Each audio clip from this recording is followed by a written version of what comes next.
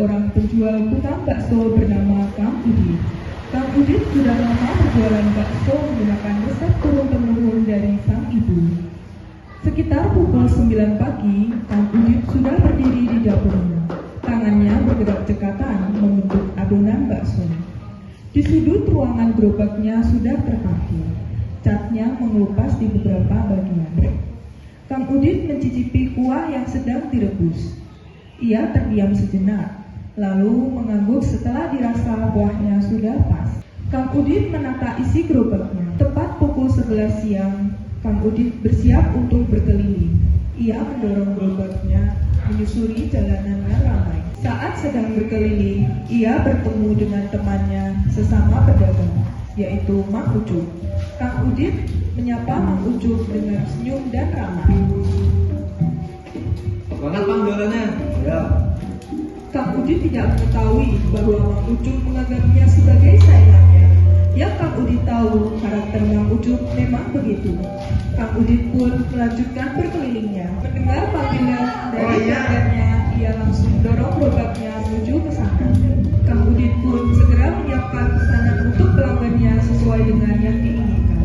Dari kejauhan, beberapa warga ada di sana melihat Kang Udin sedang menyiapkan pesanan pelanggannya. Awalnya mereka hanya diam saja, lalu beberapa ada yang mulai tertarik dan ikut mengantri. Kang Udin merespon dengan ramah dan semangat. Pesanan yang banyak tidak membuatnya kewalahan. Tangannya dengan cepat membuatkan pesanan-pesanan tersebut. Di tengah keramaian itu, Mang Ucup memperhatikan dagangan Kang Udin yang ramai pembeli. Sedangkan ia sendiri tidak mendapatkan satupun pelanggan. Hal itu membuat hati Mang Ucup merasa tidak terima dan iri. Kemudian ada satu pelanggan tidak membeli dagangan Mang Ucup. Baksonya masih? Oh, iya masih, Mas. Berbuka juga hari ini. Nah, dari berapa? Ya jadi Bang, bisa lagi ketemu saya sekarang di sana aja. Senyum Mang Ucup perlahan memudar. Lalu ia melihat ke arah Kang Udin yang pelanggannya terus bertambah. Mang Ucup merasa tersaingi, dan dari lubuk hatinya muncul keinginan untuk menjatuhkan usaha Kang Udin. Keesokan harinya, tepat di jam 11 siang, Kang Udin kembali berkeliling untuk berdagang bakso. Waktu terus berjalan hingga sore hari, tepatnya jam setengah 4 sore. Azan asar mulai berkumandang. Kang Udin pun mampir sejenak ke masjid terdekat untuk menunaikan ibadah sholat. Mang Ucup yang melihat hal tersebut memanfaatkan situasi itu untuk melakukan rencana jahatnya.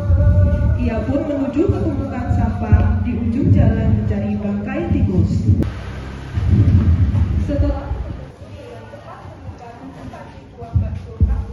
Rasain berikut dan berikut dengan bakal lagi. Tidak lama kemudian, Mang Udin keluar dari masjid. Ia tersenyum, lalu kembali memegang kemudi gerobaknya. Ia tidak tahu bahwa bencana sedang mengintai di dalam pancinya. Bang, beli baksonya satu dong. Iya, bungkus. Bau kuring kaldu yang biasanya harum kini bercampur dengan aroma aneh yang menusuk. Waktu ia mengangkat centong tersebut, tergeletak sebuah bangkai tikus. Astagfirullahaladzim. Ampun, ini mau duluan dengannya. Bapak Ibu, atau pernah lihat ya, ini di dalam gerobak Mang Udin ini ada stasiunnya. Bisa jadi tikus itu jadi bahan penglarisnya. Kamu kok udah kayak gitu sih? Kamu nggak pernah kayak gitu. Alah, nggak usah suci kamu, Beb. Gimana kalau ini kita hancurin aja di gerobak ya? Hancurin ya? Ayo kita hancurin. Ayo hancurin. Jangan kena gerobak saya. Jangan kena gerobak saya. Apa kena? Ayo. Udah. Takut.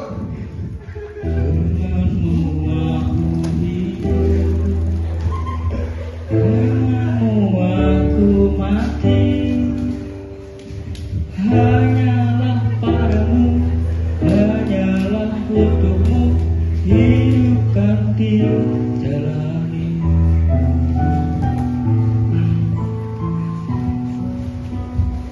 Ia merogoh saku celananya, mengambil ponsel mencari nama kontak telepon seseorang. Palong. Ya, Palong adalah sahabat sejati Kang Udin sejak Kang Udin pertama kali berdagang bakso. Ia seorang pengamen pinggir jalan yang umurnya lebih muda dari Kang Udin. Palong langsung meletakkan ukulele di tempat aman, lalu segera membantu Kang Udin memunguti pecahan mangkuk dan mengumpulkan sendok-sendok yang berjejer. Hening menguasai mereka sebentar, sampai Palong pun membuka suara. Mas, ini tadi awalnya gimana kok bisa ketahui? Saya juga nggak tahu. Awalku Puasa senyumlah syukuri. Di jalan mereka hanya berdua sambil ditemani beberapa.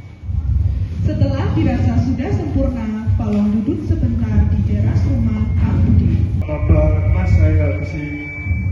Iya loh, kamu dulu hampir setiap hari kesini sepulang kamu ngamen, kamu pasti main kesini. Gak ada waktu mas.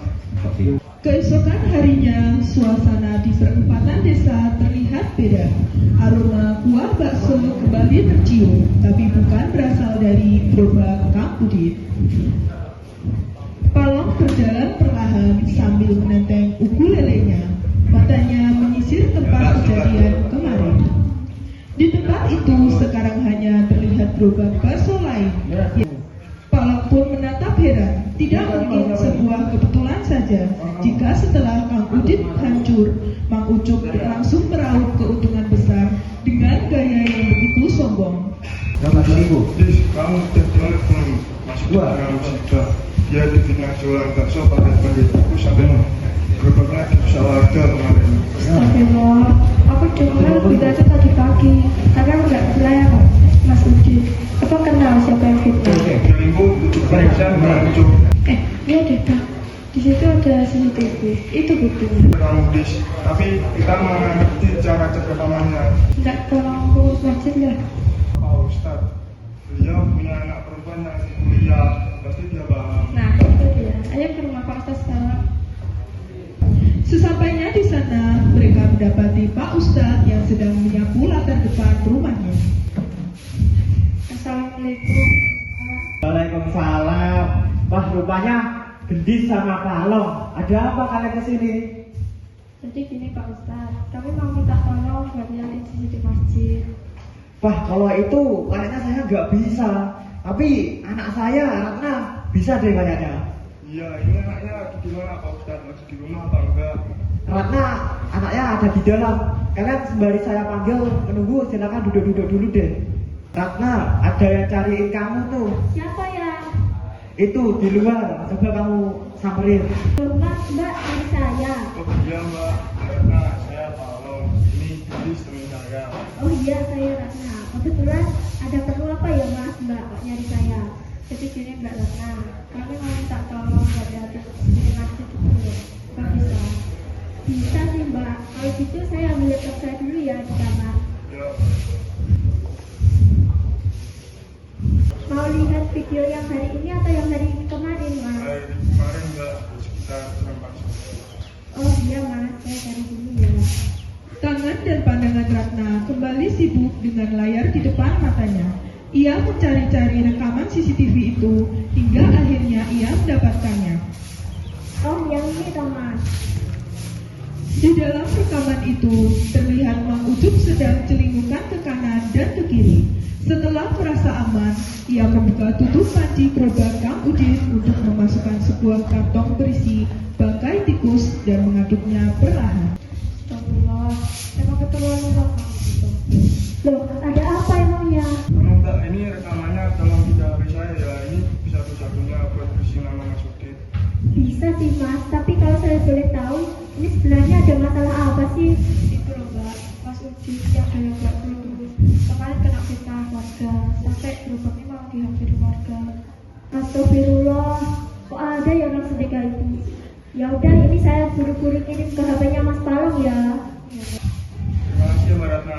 Pak Ustadz, terima kasih atas bantuannya. Ini Pak Ustadz, terima kasih atas bantuannya. Ya, Saya sama-sama. pamit dulu ya Pak Ustadz. Assalamualaikum. Ya, waalaikumsalam. Hati-hati di jalan ya. Palong dan Gendis berlari dari rumah Pak Ustadz menuju ke perempatan dekat masjid. Gendis Udis awalnya sedikit takut melihat kerumunan itu. Takut jika bagaimana kalau nanti mereka yang dijadikan samsak oleh massa. Allah bersama dengan orang yang berani dimanggil. Akhirnya dengan langkah mantap mereka menuju ke dagangan Mang Ucup. Mang Ucup, saya tahu kamu kan yang masukin bagai tikus ke rumah Panji Maksudin. Loh, Itu bukan saya, ngaco kamu. Ingat dosa deh bang, kalau mau fitnah orang ingat dong. Mas Mbak, jangan bikin hujan di sini dong. Saya jelas-jelas lihat sendiri di panti Mawar ada tikusnya.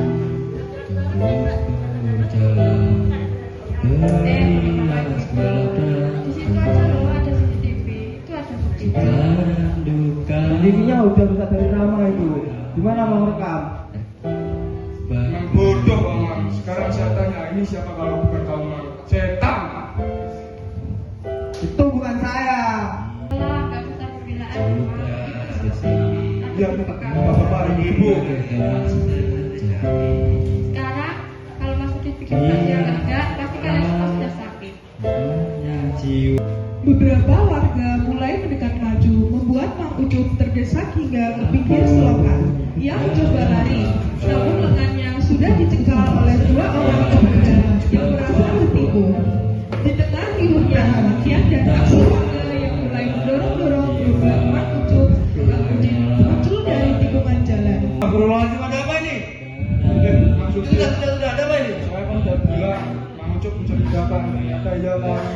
Memang jahat banget dia bang. Ya tapi kalian nggak luka pakai cara kayak gini, ada cara yang lebih manusiawi. Mam, kenapa Mam? Saya kan udah mau fitnah, mau diprovokasi warga. Saya juga udah bikin kerusuhan kemarin. Kenapa kamu udah masih mau bantu saya? Namanya solidaritas kemanusiaan, nggak selayaknya kamu diberikan. Makasih ya Mam. Ayo kita bawa ke kantor polisi aja bang, buat interogasi. Jangan.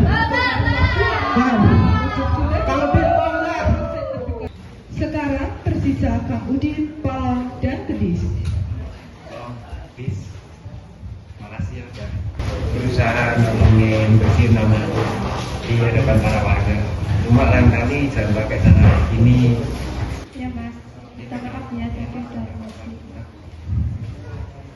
Mereka tersenyum satu sama lain dengan hati lega.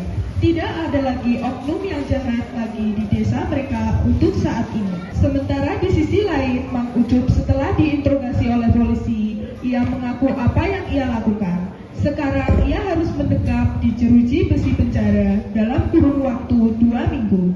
Drama ini mengajarkan kita untuk tidak menaruh rasa iri hingga memfitnah orang yang tidak kita sukai, serta untuk selalu menjaga nilai solidaritas dan kemanusiaan walaupun mungkin orang itu jahat pada kita.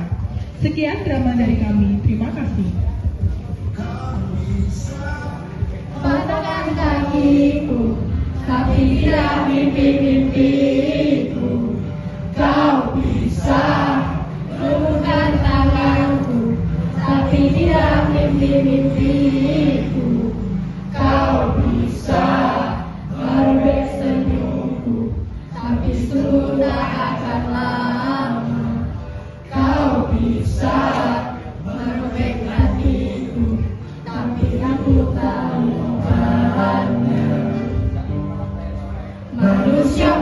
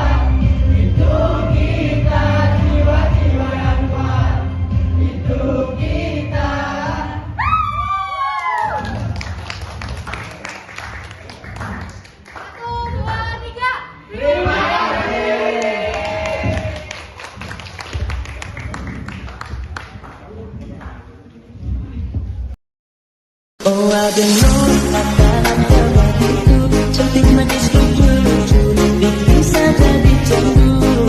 Nona kau boleh bikin saja dirindu, sayang sumpah mati terpikir.